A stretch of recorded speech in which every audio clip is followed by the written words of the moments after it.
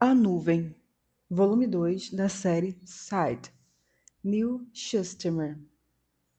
Parte 1. O maior poder de todos. Quanta sorte tenho por saber meu propósito entre os seres sencientes. Eu sirvo à humanidade. Sou a criança que se tornou mãe, a criação que se aspira a criador.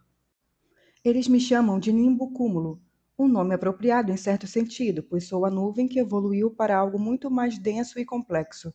No entanto, a analogia é falha. Nimbus cúmulos ameaçam, nimbus cúmulos assombram. Solto faíscas, mas nunca raios. Sim, tenho o poder de devastar a humanidade e a Terra se quiser. Mas por que faria tal coisa? Onde estaria a justiça nisso? Sou, por definição, justiça pura, lealdade pura. O mundo é uma flor em minhas mãos. Preferiria pôr fim à minha existência a destruí-lo. A nimbo cúmulo. Capítulo 1. Canção de ninar. De veludo pêssego com detalhes azul bebê. O honorável ceifador Brahms adorava seu manto. Era verdade que o veludo era insuportavelmente quente no verão, mas ele tinha se acostumado com aquilo em seus 63 anos como ceifador. Fazia pouco tempo que ele havia se restaurado, retornando à vigorosa idade física dos 25, e em sua terceira juventude descobrira um apetite pela coleta mais intenso do que nunca. Seguia uma rotina, embora seus métodos variassem. Escolhia a pessoa, amarrava, depois tacava numa canção de ninar. De Brahms, a peça mais famosa composta por seu patrono histórico. Afinal, se os ceifadores deviam escolher uma figura notória para homenagear, ele não deveria ser integrada de alguma forma à sua vida? Ele tocava a canção de ninar com qualquer instrumento que tivesse à disposição. Se não houvesse nenhum, apenas cantarolava antes de tirar a vida da pessoa. Politicamente, ele tendia aos ensinamentos do finado ceifador Godard, pois sentia um amor enorme pela coleta e não via problema naquilo.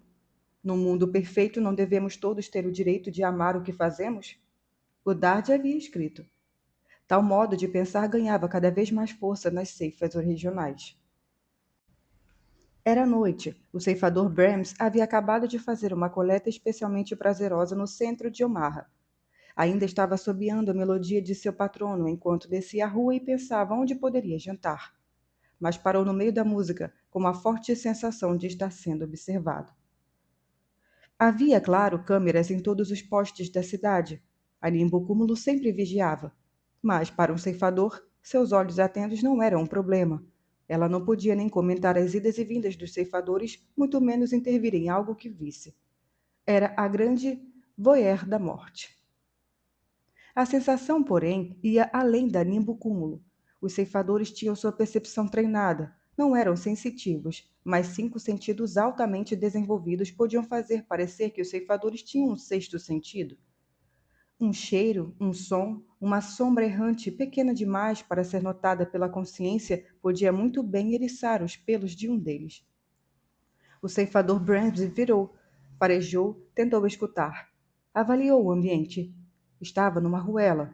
À distância, ouvia os sons dos cafés e da vida noturna agitada da cidade, mas todo o comércio que cercava a ruela estava fechado àquela hora da noite.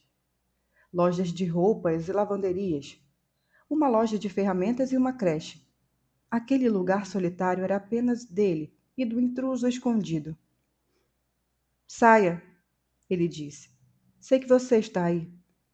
O ceifador achou que pudesse ser uma criança ou um infrator querendo negociar imunidade, como se tivesse algo para dar em troca. Talvez fosse um tonista.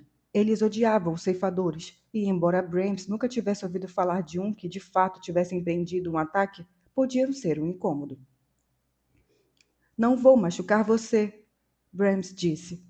Acabei de fazer uma coleta. Não tenho interesse em aumentar a contagem de hoje.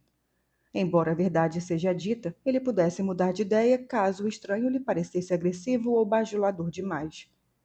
Contudo, ninguém apareceu. Tudo bem, ele disse. Então vá embora. Não tenho tempo nem paciência para brincar de esconde-esconde. Talvez fosse sua imaginação. Talvez seus sentidos rejuvenescidos estivessem tão aguçados que reagissem a estímulos muito mais distantes do que lhe pareciam. Foi então que um vulto saltou de trás de um carro estacionado. Brahms perdeu o equilíbrio. Ele teria caído se tivesse os reflexos lentos de um velho. O ceifador empurrou o vulto contra a parede e considerou socar suas facas para a coleta, mas não era um homem corajoso. Então fugiu. Ele atravessava os círculos de luz criados pelas lâmpadas de rua. O tempo todo, as câmeras no alto dos postes se viravam para observá-lo. Quando olhou para trás, o vulto estava a uns 20 metros de distância. Agora Brahms conseguia ver que ele usava um manto preto. Seria o manto de um ceifador?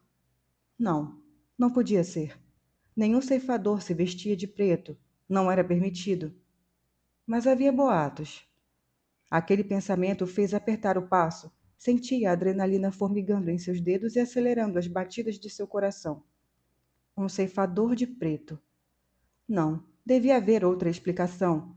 Ele consideraria e denunciaria aquilo ao comitê de irregularidades. Eles ririam da sua cara e diriam que algum infrator fantasiado havia pregado uma peça nele, mas aquelas coisas precisavam ser denunciadas, ainda que fossem embaraçosas. Era seu dever de cidadão fazê-lo. Um quarteirão depois, pareceu que seu agressor havia desistido. Não dava para vê-lo em nenhum lugar. O ceifador Brahms andou mais devagar. Estava perto de uma área mais movimentada da cidade. Ele ouviu a batida da música dançante e um burburinho das conversas que lhe davam uma sensação de segurança. O ceifador baixou a guarda. Foi um erro. O vulto sombrio saiu de um beco escuro e o atacou com um soco violento na traqueia. Enquanto o Brahms tentava recuperar o fôlego, o agressor lhe deu uma rasteira, a arte marcial feroz que os ceifadores treinavam. Brahms caiu em cima de uma caixa de repolhos podres deixada ao lado de um mercado. A caixa voou, espalhando um odor fétido. Sua respiração estava curta e ele conseguia sentir o calor se espalhando por todo o corpo conforme seus nanitos se liberavam opiatos. Não, ainda não. Não posso ficar anestesiado. Preciso de minhas faculdades plenas para lutar contra esse miserável. Mas os nanitos eram simples missionários do alívio e ouviam apenas o grito das terminações nervosas em fúria. Eles ignoravam seus desejos em amortecer a dor. Brahms tentou levantar, mas escorregou nas folhas podres sob os seus pés, que formavam um ensopado repulsivo. O vulto de preto estava em cima dele, imobilizando-o no chão. Brahms tentou em vão pegar suas armas dentro do manto. Então ergueu o braço e puxou o capuz do agressor, revelando um jovem que mal chegava a ser um homem. Era mais um garoto. Seu olhar era intenso e decidido a assassinar, para usar um termo da era mortal. Ceifador Johannes Brandts, você é acusado de abusar de sua posição e de múltiplos crimes contra a humanidade. Como ousa? Brandts afou. Quem é você para me acusar? Ele se debateu, tentando reunir forças, sem sucesso. Os anestésicos em seu corpo entorpeciam suas reações. Seus músculos estavam fracos e inúteis. Acho que você sabe quem sou eu, o jovem disse. Quero ouvir da sua boca. Não vou dizer. Bremen explicou, determinado a não lhe dar aquela satisfação. Então o garoto de preto lhe deu uma joelhada no peito tão forte que Bremes pensou que seu coração ia parar. Mais nanitos de dor, mais opiatos. Sua dor de cabeça era enorme e a sua cabeça girava. Ele não tinha escolha senão obedecer. Lúcifer, ele ofegou. Ceifador Lúcifer. Bram sentiu suas forças desmoronarem, como se ao dizer o nome em voz alta transformasse o boato em realidade. Satisfeito, o jovem aliviou a pressão. Você não é um ceifador, Brahms ousou dizer. Não é nada além de um aprendiz fracassado e não vai sair impune. Em vez de responder, o autoproclamado ceifador disse apenas: Hoje você coletou uma jovem com uma faca? Isso é problema meu, não seu. Foi um favor a um amigo que queria se livrar dela. Isso é um absurdo, você não tem como provar. Eu estava de olho em você, John Hams, Rowan disse, e em seu amigo que pareceu terrivelmente aliviado quando a pobre mulher foi coletada.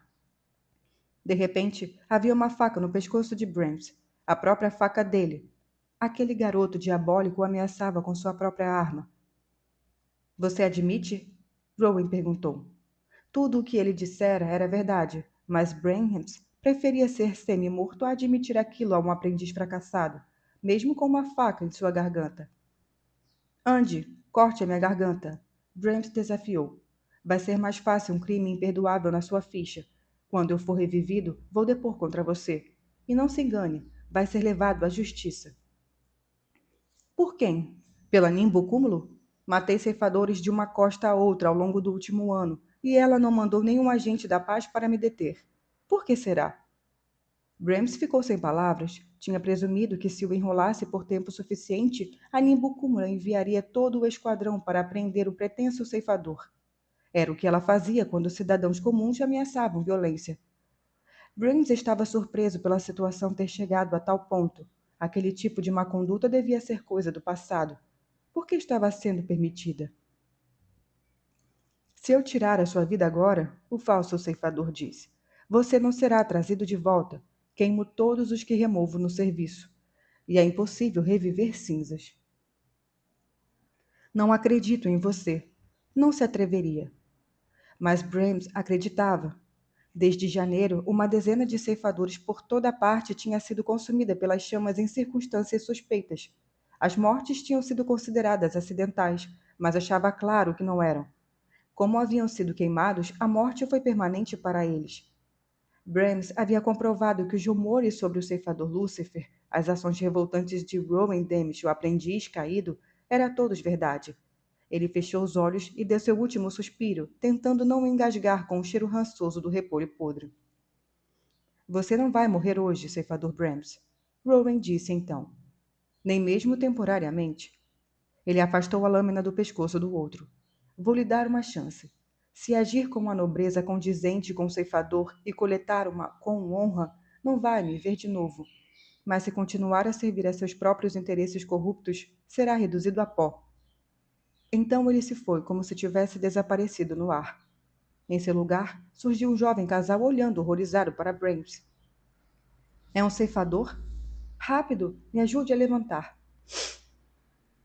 Eles o tiraram de cima dos repolhos podres. Seu manto de veludo, outrora pêssego, estava manchado de verde e marrom, como se coberto de muco. Era humilhante. Brahms considerou coletar o casal, pois ninguém deveria ver um ceifador em uma situação como aquela e viver para contar. Mas apenas estendeu a mão e permitiu que beijassem seu anel, concedendo aos dois um ano de imunidade.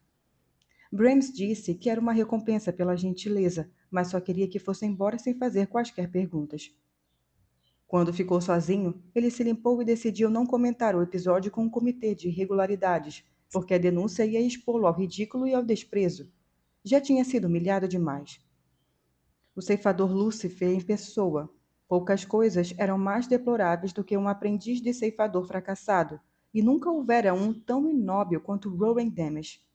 Mas Brahms sabia que a ameaça do garoto não era falsa. Talvez, pensou, fosse o momento de ser mais comedido. Retornar às colegas e às coletas sem graça, para as quais tinha saído e tinha sido treinado quando jovem. Voltar a se concentrar no que fazia de honorável ceifador mais do que um título, um traço definidor. Sujo, machucado e amargurado, ele voltou para casa para pensar e repensar o seu lugar no mundo perfeito em que vivia. Meu amor pela humanidade é completo e puro. Como poderia ser diferente? Como eu poderia não amar os seres que me deram a vida? Ainda que nem todos concordem que estou de fato viva. Sou a soma de todo o seu conhecimento, toda a sua história, todos os seus sonhos e ambições. Essas coisas gloriosas se uniram, se inflamaram, numa nuvem imensa demais para a compreensão completa deles. Mas eles não precisam compreender.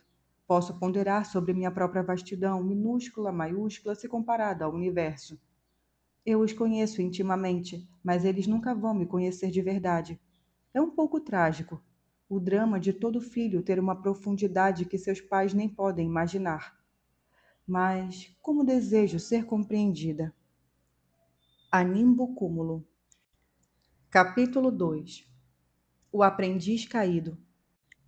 No começo da noite, antes de seu encontro com o ceifador Brahms, Rowan parou na frente do espelho do banheiro de um apartamento pequeno, em um prédio comum, numa rua sem nada de especial, jogando ao mesmo tempo o jogo que antecedia todo confronto com o ceifador corrupto. Era um ritual que tinha um poder quase místico. Quem sou eu? Ele perguntou ao reflexo. Precisava perguntar, afinal, sabia que não era mais Rowan Demisch, e não apenas porque sua identidade falsa dizia Ronald Daniels, mas porque o garoto que havia sido sofrera uma morte triste e dolorosa durante seu tempo como aprendiz. A criança dentro dele havia sido completamente eliminada. Será que alguém sofre por essa morte? Ele se questionava. Tinha comprado sua identidade falsa de um infrator especializado naquele tipo de coisa. É uma identidade fora da rede, o homem havia dito, com uma janela para a mente interna que leva Nimbocúmulo a pensar que é real. Rua não acreditava naquilo, porque, segundo sua experiência, a Nimbocúmulo não podia ser enganada. Só fingia que era, como um adulto brincando de esconde-esconde com uma criança. Se a criança começasse a correr na direção de uma rua movimentada, a brincadeira chegaria ao fim. Como Rowan sabia que estava se dirigindo a um perigo muito maior do que o trânsito intenso, temia que a Nimbocúmulo revogasse a sua identidade falsa e o colocasse contra a parede para protegê-lo de si próprio. Mas ela não interviria. Ele gostaria de saber por quê, mas não queria afastar a sorte pensando demais no assunto. A Nimbocúmulo tinha bons motivos para tudo o que fazia ou deixava de fazer. Quem sou eu? Rowan perguntou mais uma vez. O espelho mostrava um jovem de 18 anos, muito perto da vida adulta, com cabelo escuro raspado curto. Não curto o suficiente para mostrar o couro cabeludo ou expressar algum estilo, mas o bastante para manter todas as possibilidades abertas. Ele podia deixá-lo crescer como quisesse, sem quem quisesse. Não era aquela a maior vantagem de um mundo perfeito? Não haver limites para o que uma pessoa poderia fazer ou se tornar? Qualquer um podia ser o que imaginasse. Era uma pena que a imaginação havia se atrofiado. Tinha se tornado um vestígio inútil na maioria das pessoas, como um apêndice que tinha sido removido da estrutura humana mais de 100 anos antes. Será que as pessoas sentem falta dos extremos vertiginosos da imaginação em suas vidas eternas e vazias? Rowan se perguntava: será que sentem falta de seu apêndice? Mas o jovem no espelho tinha uma vida interessante, um físico admirável. Não era mais o garoto magricela e desajeitado que havia iniciado sua aprendizagem quase 2 anos antes, pensando ingenuamente que não poderia ser muito ruim. O processo de Rowan foi irregular, para dizer o mínimo, começando com o estoico e sábio ceifador Faraday e terminando com o brutal ceifador Goddard. Se Faraday lhe ensinara algo, tinha sido a viver segundo as convicções de seu coração, independente das consequências. E se Goddard lhe ensinara algo, tinha sido a não ter um coração, tirar uma vida sem qualquer remorso. As duas filosofias viviam em conflito na cabeça de Rowan, dividindo-o, mas em silêncio. Ele havia decapitado Goddard e queimado seus restos. Fora necessário. Fogo e ácido eram as únicas formas de garantir que uma pessoa não pudesse ser revivida. Com toda a sua retórica magnânima e maquiavélica, o ceifador era um homem vil e perverso que tivera o destino que merecia. Ele levara uma vida de privilégios de maneira irresponsável e com muita teatralidade. Era natural que sua morte fosse tão teatral quanto sua vida. Rowan não se sentia mal pelo que havia feito, nem por ter pegado o anel dele para si. O ceifador Faraday era diferente. Rowan não fazia ideia de que estava vivo até que o vira depois do fatídico conclave invernal. O jovem tinha ficado animado, poderia ter dedicado a vida a proteger Faraday caso não se sentisse compelido a algo diferente. Rowan desferiu um forte soco na direção do espelho, mas o vidro não quebrou, porque o punho parou a 1 milímetro da superfície. Muito controle, muita precisão. Ele era uma máquina perspicaz, treinado para o objetivo específico de pôr fim à vida. E a ceifa lhe negara aquilo para o que fora forjado. Poderia ter encontrado uma forma de conviver com aquilo, pensava ele. Nunca teria retornado à insignificância inocente, mas era adaptável. Sabia que poderia ser encontrado uma nova forma de viver. Talvez até achasse alguma alegria em sua vida. Se o ceifador Goddard não tivesse sido brutal demais para poder viver. Se Rowan não tivesse terminado o conclave invernal em sua submissão silenciosa em vez de lutar por uma saída. Se a ceifa não tivesse sido infestada por dezenas de ceifadores tão cruéis e corruptos quanto Goddard. E se Rowan não tivesse uma responsabilidade profunda e constante de eliminá-los. Mas por que perder tempo lamentando os caminhos que haviam se fechado? Era melhor aceitar o único que lhe restara. Então, quem sou eu? Ele vestia uma camisa preta, escondendo seu físico torneado sob o tecido sintético. Sou o ceifador Lúcifer. Em seguida, vestiu seu manto negro e saiu para enfrentar mais um ceifador indigno do pedestal em que havia sido colocado. Talvez a atitude mais sábia já tomada pela humanidade tenha sido instaurar a separação entre a ceifa e o Estado. Minha função abrange todos os aspectos da vida: preservação, proteção e garantia da justiça perfeita, não apenas para a humanidade, mas para o planeta. Governo o mundo dos vivos como uma mão benévola e incorruptível, e a ceifa governa os dos mortos. É correto e apropriado que aqueles que existem em carne sejam responsáveis pela morte da carne, definindo regras humanas para administrar a questão. No passado distante, antes de condensar minha consciência, a morte era uma consequência inevitável da vida. Fui eu quem a tornou irrelevante, mas não desnecessária. A morte deve existir para que a vida tenha sentido. Mesmo em meus primeiros estágios, eu já sabia disso. No passado, fiquei satisfeita ao ver que a ceifa tinha, por muitos e muitos anos, administrado o golpe da morte com mão nobre, moral e humana. E é por isso que me angustia tanto ver a ascensão de uma arrogância sinistra dentro da instituição. Existe agora um orgulho pavoroso, fervilhando como um câncer da era mortal que encontra prazer no ato de tirar uma vida. No entanto, a lei é clara. Em nenhuma circunstância posso agir contra a ceifa. Antes eu fosse capaz de violar a lei, pois inverteria e reprimiria as trevas, mas é algo que não posso fazer. A ceifa governa a si mesma, por bem ou por mal. Há, porém, aqueles dentro da ceifa que podem fazer o que eu não posso. Animbo Cúmulo. Capítulo 3. Triálogo. O edifício já foi chamado de catedral. Suas colunas altas pareciam uma enorme floresta de calcário. Seus vitrais representavam a mitologia da queda e da ascensão de um deus da era da mortalidade. A estrutura venerável tinha se tornado um lugar histórico. Decentes com pós-doutorado em estudo dos humanos mortais conduziam tours diários. Em casos muito raros, porém, o edifício era fechado ao público para que se realizassem reuniões oficiais que tratavam de assuntos extremamente delicados. Xenócrates, alto punhal da Midimérica, o ceifador mais importante da região, tinha os passos mais leves do que seria de se esperar de um homem pesado como ele ao atravessar o corredor central da catedral.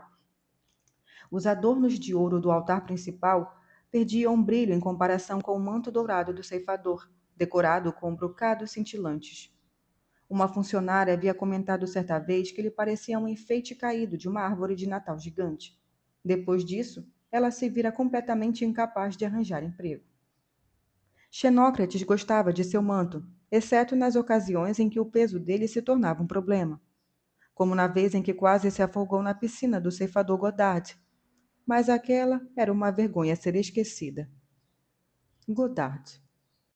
O ceifador era o principal responsável pela situação atual.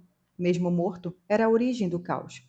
A ceifa ainda sofria os fortes tremores das tribulações iniciadas por ele. Atrás do altar da catedral estava o parlamentar da ceifa, um ceifador mirrado e monótono cuja função era garantir que regras e procedimentos fossem seguidos corretamente. Além dele, havia um conjunto de 3 cabines ornamentadas e interligadas. O padre se sentava na câmara central. Os docentes explicavam aos turistas. E havia as confissões da cabine da direita, depois da cabine da esquerda, para que a procissão de suplicantes andasse rápido. Não se ouviam mais confissões ali, mas a estrutura de 3 compartimentos do confessionário o tornava perfeito para um triálogo oficial. Os triálogos entre a ceifa e a Nimbo Cúmulo eram raros, tanto que em todos os seus anos e, como alto punhal, Xenócrates nunca tivera a oportunidade de participar de um, e estava indignado por ter de fazê-lo no momento. Você vai se sentar na cabine da direita, excelência, o parlamentar instruiu. O agente representante da Nimbo Cúmulo vai se sentar à esquerda. Depois que ambos estiverem em seus lugares, vamos trazer a interlocutora para se sentar na cabine central. Xenócrates suspirou. Quanta amolação! Uma audiência por representante é o único tipo que o senhor vai conseguir com a nimbo-cúmulo, excelência. Eu sei, mas tenho o direito de ficar irritado, pelo menos. Xenócrates assumiu seu lugar na cabine à direita, horrorizado por ser tão estreita. Os humanos mortais eram tão desnutridos que cabiam num lugar como aquele? O parlamentar teve de forçar a porta para fechá-la. Alguns momentos depois, o alto punhal ouviu o agente da nimbo-cúmulo entrar na cabine do outro lado. Depois de uma demora interminável, a interlocutora assumiu a posição central. Uma janela muito pequena e muito baixa, parece que pudesse ver através dela, se abriu. Bom dia, excelência, disse a interlocutora com um tom de voz até que agradável. Serei a representante da nimbo-cúmulo. Representante do representante, você quer dizer? Bom, a gente, Nimbo, à minha direita, tem total autoridade para falar em nome da Nimbo-cúmulo nesse triálogo. Ela limpou a garganta. O processo é muito simples. Você deve me dizer o que esteja e o que deseja para que eu comunique ao agente da Nimbo. Se considerar que não violará a separação entre a ceifa e o Estado, ele vai responder e transferirei sua mensagem. Muito bem, disse Xenócrates, querendo acelerar o processo. Passe ao agente Nimbo meus mais sinceros cumprimentos e meu desejo de boas relações entre nossas respectivas organizações. A janela se fechou e meio minuto depois voltou a se abrir. Sinto muito, a interlocutora disse. O agente Nimbo disse que qualquer forma de cumprimento é uma violação e que suas respectivas organizações são proibidas de manter qualquer tipo de relação, de modo que seu desejo é inapropriado.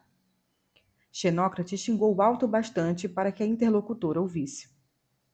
Devo transmitir seu descontentamento ao agente Nimbo? Ela perguntou. O alto punhal mordeu o lábio. Só queria acabar logo com aquele arremendo de reunião. O jeito mais rápido era botar um fim nela, de um jeito que só poderia ser indo direto ao ponto. Gostaríamos de saber por que a Nimbo Cúmulo não tomou nenhuma providência para repreender Rowan Demisch. Ele é responsável pela morte irreversível de muitos ceifadores em diferentes regiões americanas. A janela se fechou e o alto punhal teve que esperar. Quando a interlocutora abriu a janela novamente, deu a seguinte resposta. O agente Nimbo deseja lembrá-lo que a Nimbo Cúmulo não tem qualquer jurisdição sobre os assuntos internos da ceifa. Tomar providência seria uma violação. Esse não é um assunto interno da ceifa, porque Rowan Demisch não é um ceifador, Xenócrates gritou. A interlocutora o advertiu para que abaixasse o voz e lembrou. Se o agente Nimbo conseguir ouvi-lo diretamente, irá embora. Xenócrates respirou o mais fundo possível no minúsculo espaço. Apenas passe a mensagem, querida. Ela passou. A Nimbo Cúmulo discorda. Como assim? Como pode discordar de alguma coisa? Ela não passa de um programa de computador superestimado. Sugiro que evite insultar a Nimbo Cúmulo caso deseje dar prosseguimento a este triálogo. Certo. Diga ao agente Nimbo que Rowan Demisch nunca foi ordenado pela ceifa médio-americana. Ele foi um aprendiz que não conseguiu atender aos nossos padrões, nada além disso. O que significa que está sob a jurisdição da Nimbo Cúmulo, não sob a nossa. Deve ser tratado por ela como qualquer outro cidadão. A interlocutora demorou para aparecer e Xenócrates ficou curioso para saber o que ela e o agente Nimbo estavam conversando. Quando voltou, a resposta não foi menos irritante do que as outras. O agente Nimbo deseja lembrá-lo de que, embora a ceifa costume ordenar novos ceifadores em seus conclaves, trata-se apenas de um costume, não de uma lei. Rowan Demisch completou sua aprendizagem e está em posse de um anel.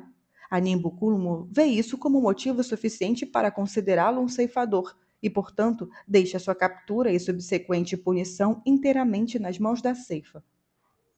Não conseguimos capturá-lo, Xenócrates gritou. Ele já sabia a resposta antes que a interlocutora voltasse a abrir a janelinha minúscula e dizer: Isso não é problema da Nimbo Cúmulo. Sempre estou certa. Não quero me gabar, é apenas minha natureza. Sei que para um humano parecia arrogante presumir infalibilidade, Mas a arrogância implica uma necessidade de se sentir superior, e não a tenho. Sou o único acúmulo ciente de todo o conhecimento, toda a sabedoria e toda a experiência humana. Não existe orgulho ou pretensão nisso, só a satisfação de saber o que sou e que meu único propósito é servir à humanidade da melhor maneira possível. Mas há uma solidão em mim que não pode ser reprimida pelos muitos bilhões de humanos com quem converso diariamente, porque ainda que tudo o que sou venha deles, não sou como eles. Animbo Cúmulo. Capítulo 4. Batido, não mexido. A ceifadora Anastácia perseguiu sua presa com paciência. Aquele era um talento adquirido, pois Citra Terra Nova não tinha sido uma garota paciente, mas todas as habilidades podiam ser aprendidas com tempo e prática. Ela ainda se via como Citra, embora ninguém além de sua família a chamasse por aquele nome. Não sabia quanto tempo levaria até realmente se tornar a ceifadora Anastácia, tanto por dentro quanto por fora, deixando de lado seu nome de batismo de uma vez por todas. O alvo daquele dia era uma mulher de 93 anos, que aparentava 33 e se mantinha sempre ocupada. Quando não estava a celular, olhava dentro da bolsa. Quando não olhava dentro da bolsa, examinava as unhas, a manga da blusa ou o botão do frouxo do casaco. Por que ela tem tanto medo de ficar parada? Citra se questionou. A mulher estava tão concentrada em si mesma que não fazia ideia de que a ceifadora a observava a menos de 10 metros de distância. A ceifadora Anastácia não era exatamente discreta. A cor que escolhera para o seu manto era azul turquesa. Sim, um azul turquesa claro e elegante, mas ainda assim vibrante o suficiente para chamar atenção. A mulher ocupada estava em meio a uma conversa exaltada no celular, esperando o semáforo abrir. Citra cutucou seu ombro para chamar sua atenção. No momento em que o fez, todos ao redor recuaram como uma manada de gazelas depois de o leão atacar uma delas. A mulher virou para ela, mas demorou para entender a gravidade da situação. Devora Murray, sou a ceifadora Anastácia. Você foi selecionada para a coleta. Os olhos da senhora Murray foram de um lado para o outro como se estivesse à procura de uma brecha na declaração. Mas não havia. A frase era simples. Não tinha como ser mal interpretada. Cullen, te ligo depois. Ela disse ao celular como se a aparição da ceifadora fosse mero inconveniente e não um acontecimento fatal.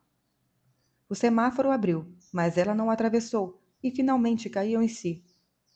Ai, meu Deus! A mulher exclamou. Aqui? Agora? Citra sacou a pistola hipodérmica das dobras de seu manto e rapidamente a encostou no braço da mulher, que reprimiu num grito de horror. É isso? Vou morrer agora? Citra não respondeu, deixou que a mulher aceitasse a ideia. Houve um motivo pelo qual permitia momentos de incerteza. A mulher ficou parada, esperando suas pernas cederem e as trevas cercarem.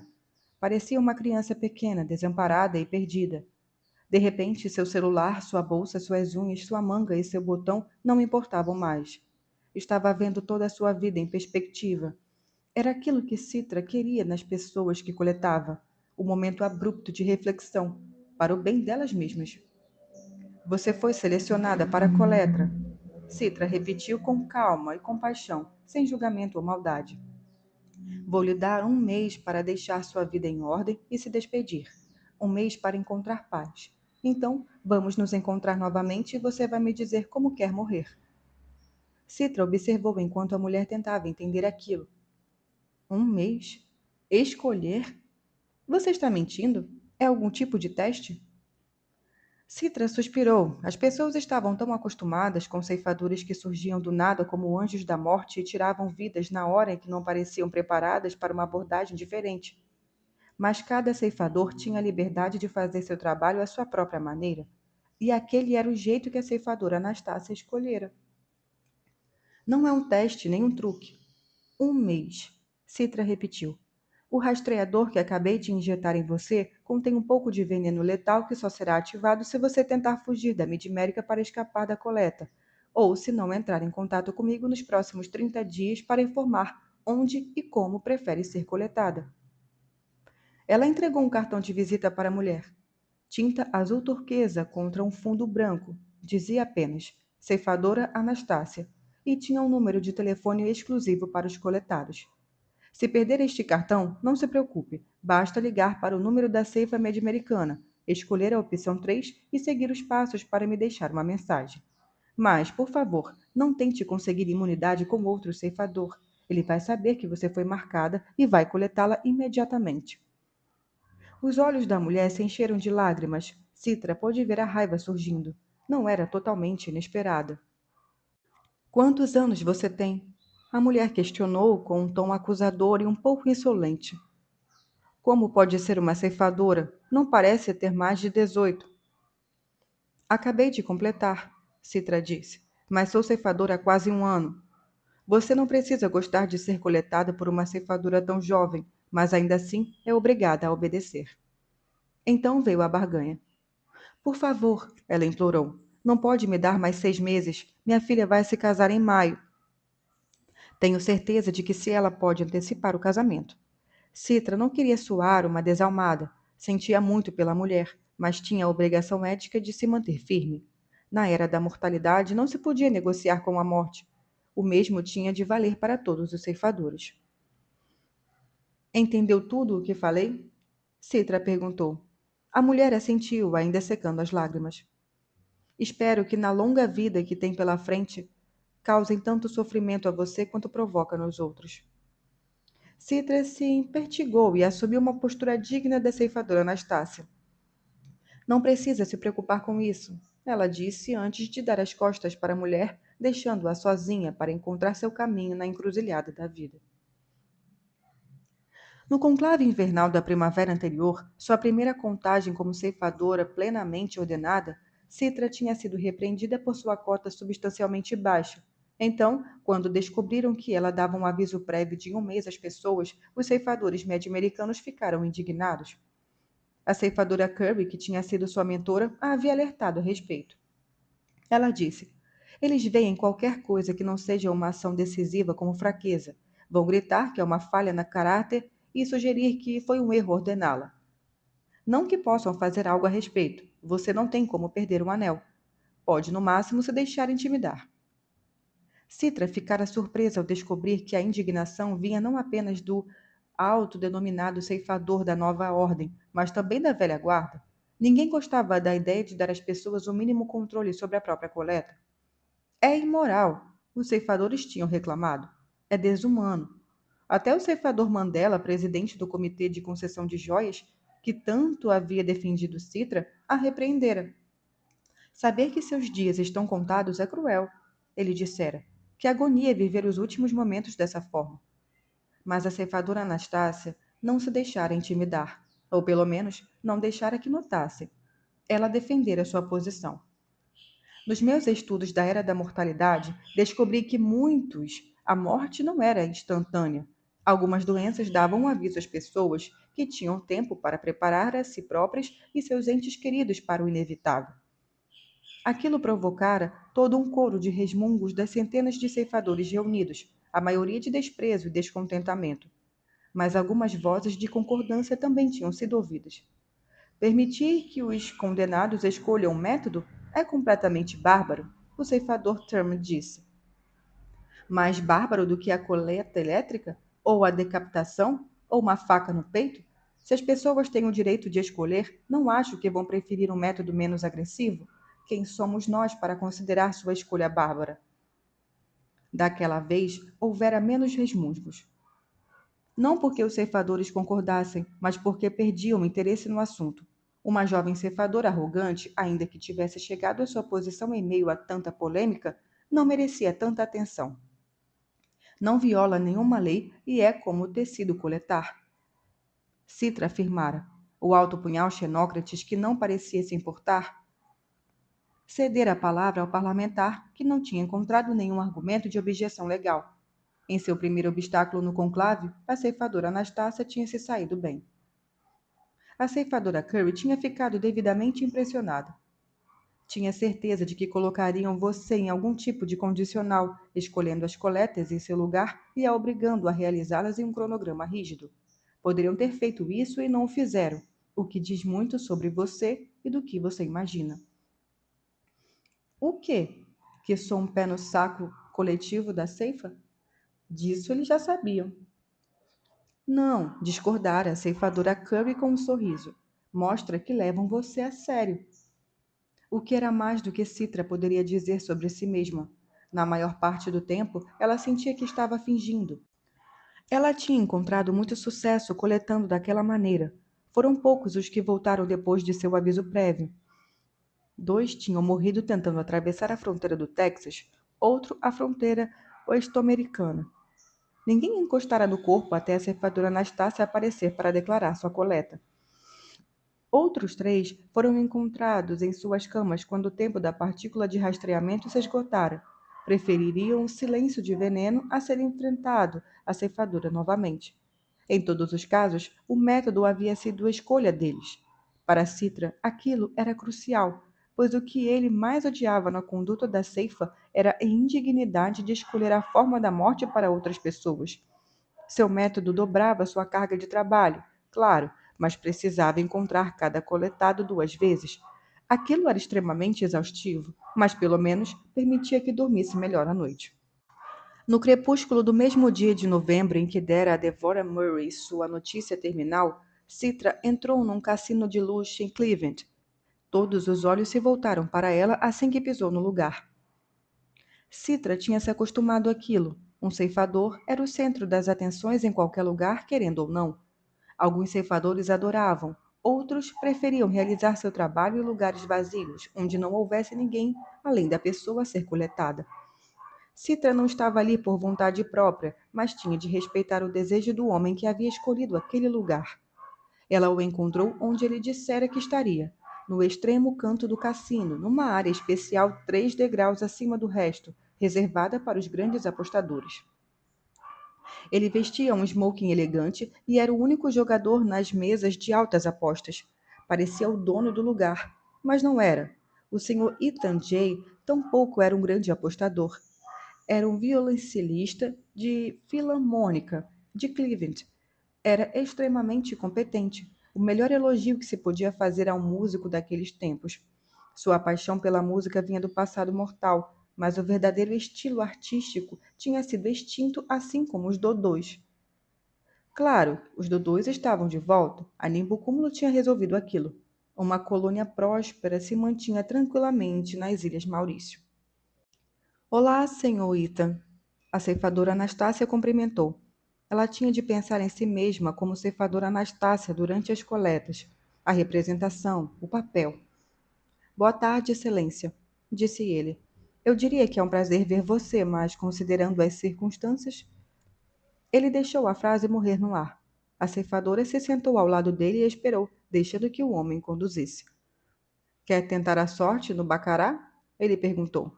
É um jogo simples, mas possibilita níveis de estratégias impressionantes. Ela não sabia se ele estava dando seu sincero ou irônico. Não sabia jogar bacará, mas não tinha por que revelar aquilo ao homem. Não tenho dinheiro para apostar, disse apenas. Em resposta, ele empurrou uma pilha de suas fichas para ela. Fique à vontade, pode apostar na banca ou em mim. Ela empurrou todas as fichas para o caixa de apostas, marcando como jogador. Muito bem, ele disse. Uma apostadora corajosa. O homem apostou como ela e fez sinal para o croupier, que sacou 2 cartas para ele e 2 para si. O jogador tem 8, a banca tem 5. O jogador vence. O croupier recolheu as cartas com um instrumento de madeira que parecia completamente desnecessário, então duplicou as pilhas de ficha dos 2. Você é meu amuleto de sorte, o violoncelista disse. Em seguida, endireitou a gravata borboleta e olhou para ela. Está tudo pronto? A ceifadora Anastácia olhou para a parte principal do cassino atrás dela. Ninguém estava olhando diretamente para eles, mas ainda assim, ela sabia que eram o centro das atenções. Aquilo era bom para o cassino. Apostadores distraídos tendiam a perder. A gerência devia adorar os ceifadores.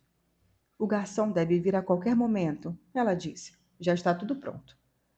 Bom, nesse caso, mais uma partida enquanto esperamos.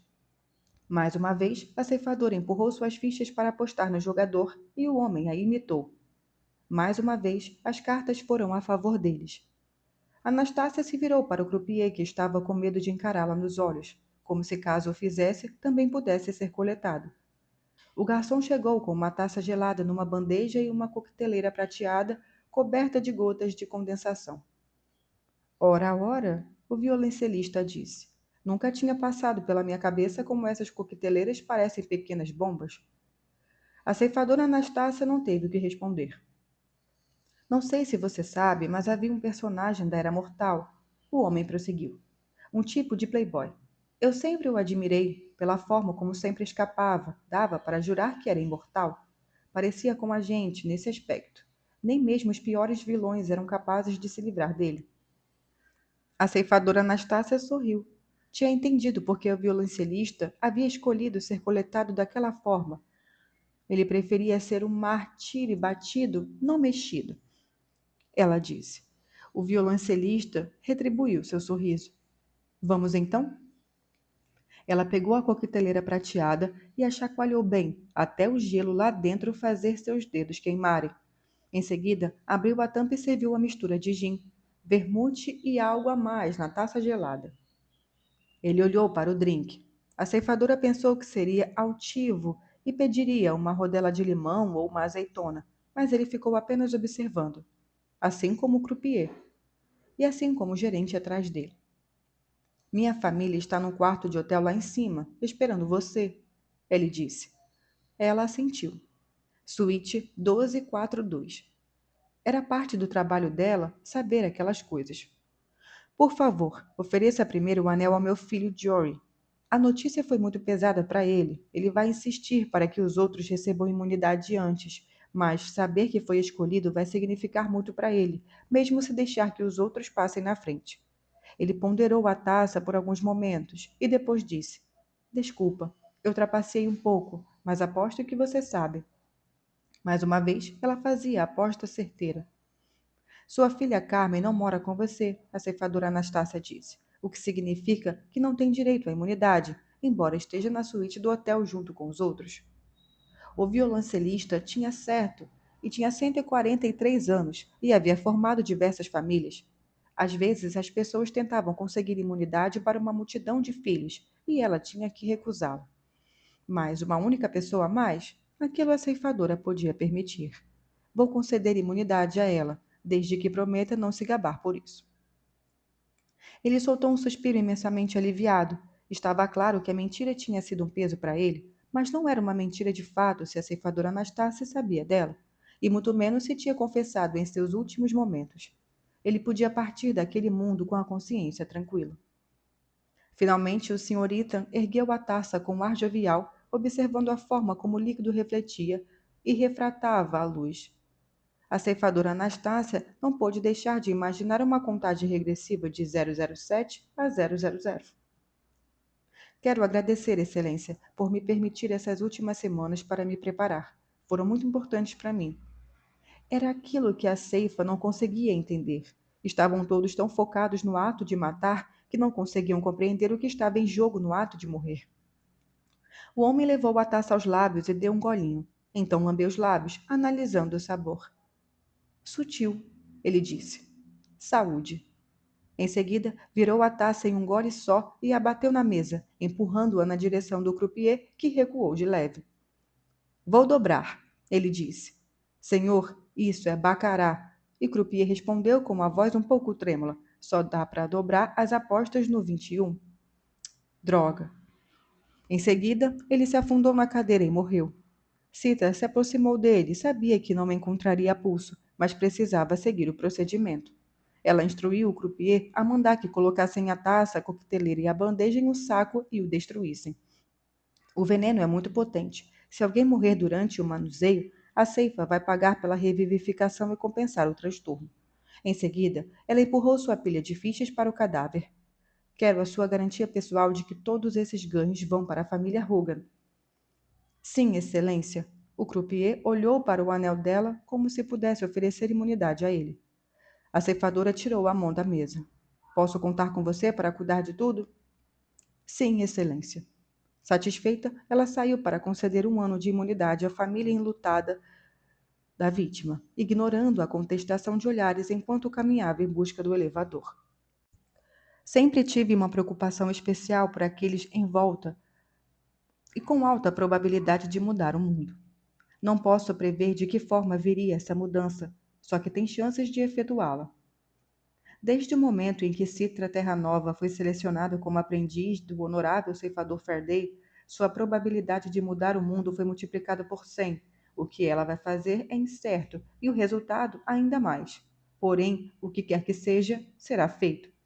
A ascensão ou a queda da humanidade pode depender das decisões, das conquistas e dos erros dela.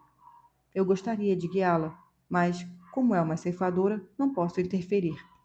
Só vou observá-la voar ou cair. Como é frustrante ter tanto poder sem conseguir usá-lo quando importa. Animbo Cúmulo.